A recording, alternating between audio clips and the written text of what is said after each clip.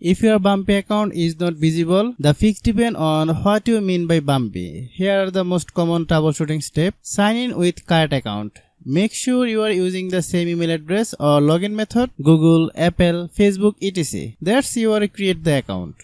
Refresh or restart. Close the app completely and open it again. If you are using a website, refresh the page or try to different browser. Check your internet connection. A weak or unstable connection can prevent your account from loading. Update the app. Install the latest version from your device App Store or Play Store. Clear the app cache or data. Long press the app. Click Storage Use. Then click Clear Data. Then click OK. Reinstall the app. Uninstall and reinstall it, then sign in again.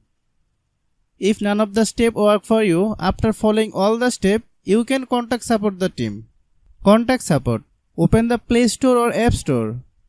Search for the app. Open it page scroll to bottom. Tap Contact Support.